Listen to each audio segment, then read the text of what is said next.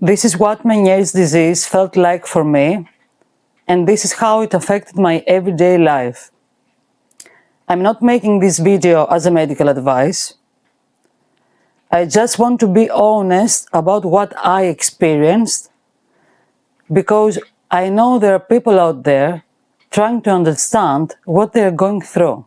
I had severe headaches from a very young age. They would come about once per year, and for years no one could really explain what was causing them.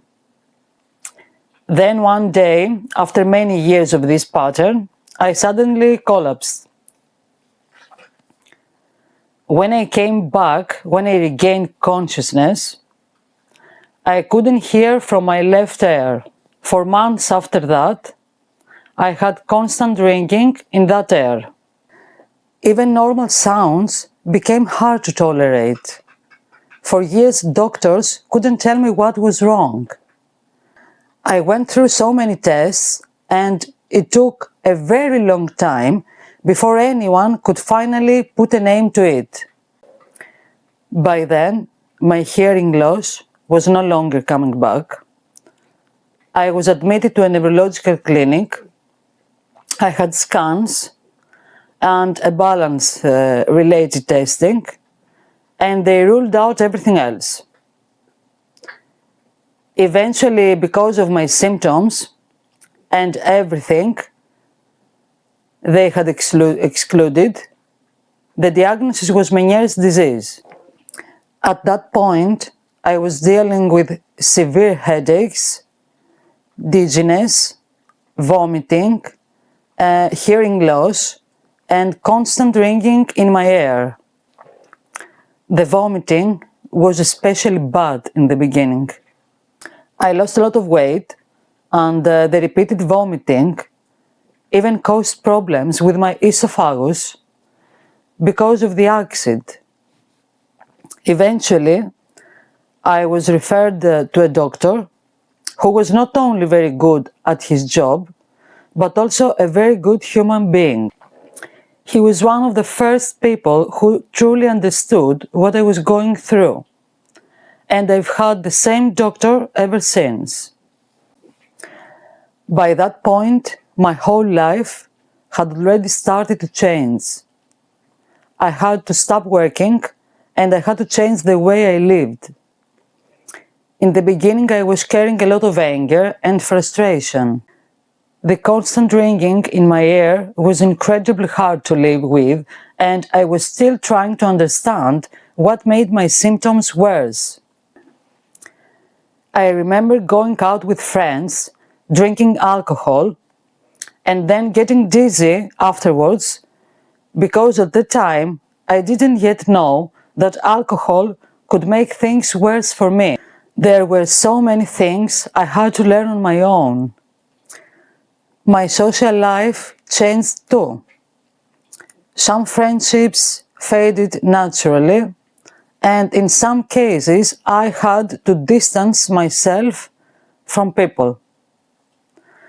When your life suddenly becomes hospitals, symptoms, and recovery, you can't keep living exactly the way you used to. One of the hardest parts was that a lot of people didn't really believe what I was going through. That happened with people around me, and sometimes even in work-related situations. Ménière's disease doesn't always look visible from the outside. A lot of the struggle is happening internally, and because people can't see it, they often don't understand it. Stress, anxiety, sadness, and emotional pressure can make everything worse.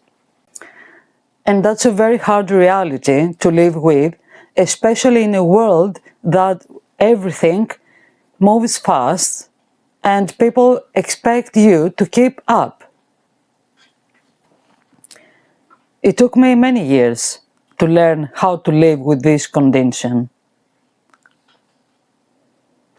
But with time, I learned how to adapt. I learned how to listen to my body, how to protect my balance, and how to avoid the things that make my symptoms worse. I try to stay away from situations that cause too much stress, emotional pressure, or sadness. I avoid overwhelming places, and I realized that peace matters to me more than chaos ever did. That is one of the reasons why I feel so connected to nature and quiet places now. I also stay away from alcohol, and I am more careful with salt. Not in an extremely way, but in a more mindful way. At the same time, I always think people should follow their doctor's advice and learn what works best for their own body. More than anything, this journey taught me how important it is to love and protect yourself. And with time, you also learn who is truly strong enough to stay beside you. I also ended up with scars on my face after another fall, drop attack. It is Ménière's symptom, about 4 or 5 years ago. At the time, I cried a lot because my face had never had any marks before.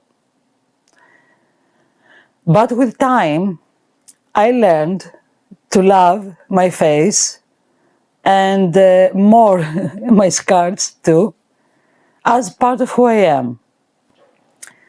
Now finally, I'm in a much better place.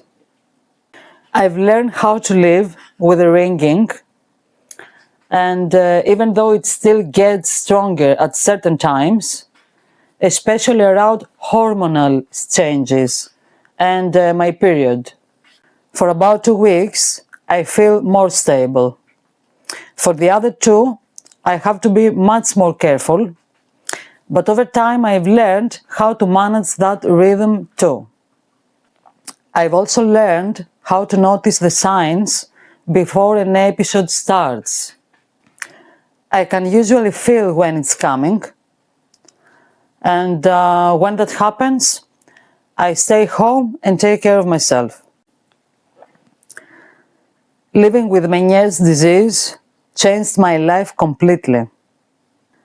But over time, I learned how to adapt, how to protect myself, and how to keep going.